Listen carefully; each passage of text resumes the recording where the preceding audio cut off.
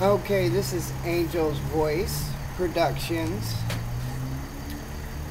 interview. Who are you, sir? I'm Nathan Bowen, or Nate. Okay, now this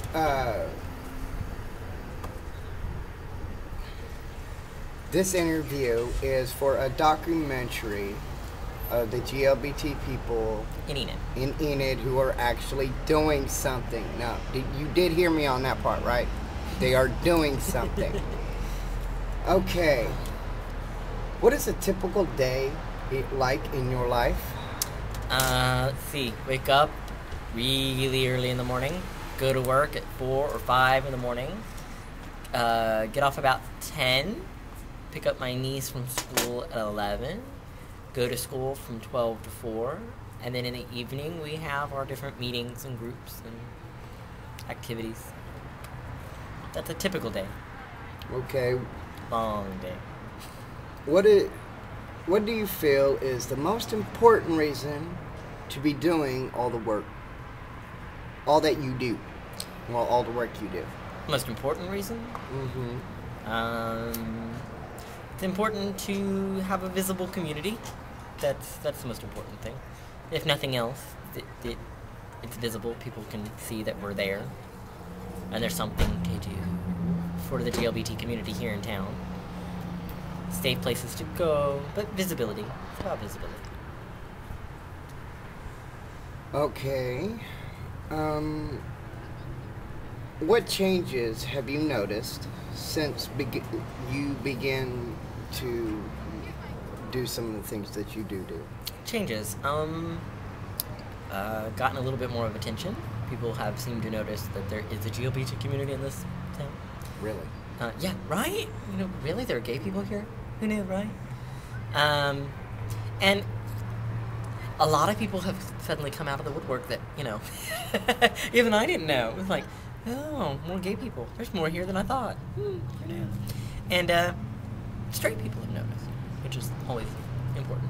You know, to have straight allies. They suddenly feel like they have something that they can get involved too, so that helps. So, if people suddenly know what's happening in the GLBT rights movement, that's a change. Because before, people were like, well, I support the rights, whatever it is that's going on nowadays. But it's happening in those big cities elsewhere. Well, now suddenly something happens in Oklahoma and they're like, hey, what are you doing about it? Hey, did you hear? And people are talking about it. And they didn't talk about it before, so it's kind of nice. Big changes. How is being involved in these different groups, how has that affected you? You.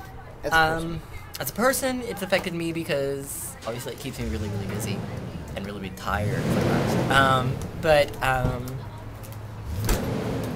You get to hear people's stories. I think that's probably the one thing. You get to hear over and over again, like at P-Flag meetings or Ryan meetings or even when we're talking about like at the Pride meetings or anything like that, people will tell you their story.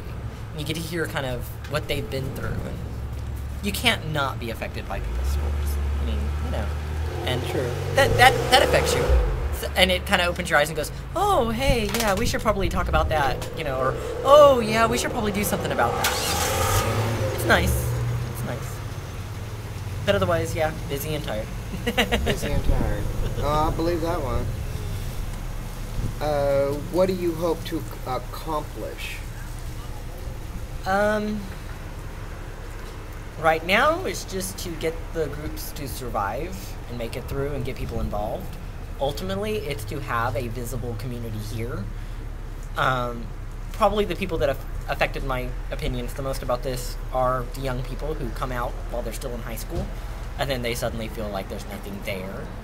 And I would like it so that in the future, that if they come out, they feel like there's actually a community there waiting for them, not just, oh, hey, I came out and, oh, wait, yeah, I'm alone. Yeah, I want that gone. I want there to be that community. Even for older people, to feel like they're, and when parents, and one of the reasons I started P-Flag was because I kept meeting parents who had gay kids, so that when they find out their kid's gay, they don't suddenly feel like, you know, and they go to their clergy member, they go to their other family member, they get this bad advice to abandon their kid or whatever, they don't suddenly go, I have nothing else I can do. Woe is me. Oh, I should just, be dead or whatever. And they don't send their kid off to some mental institution or check themselves into a mental institution. You know, they feel like, hey, there's a group full of other people that are going through the same thing I am, and I can talk to them. So ultimately, yeah, the community's there. Something's in place that will help people.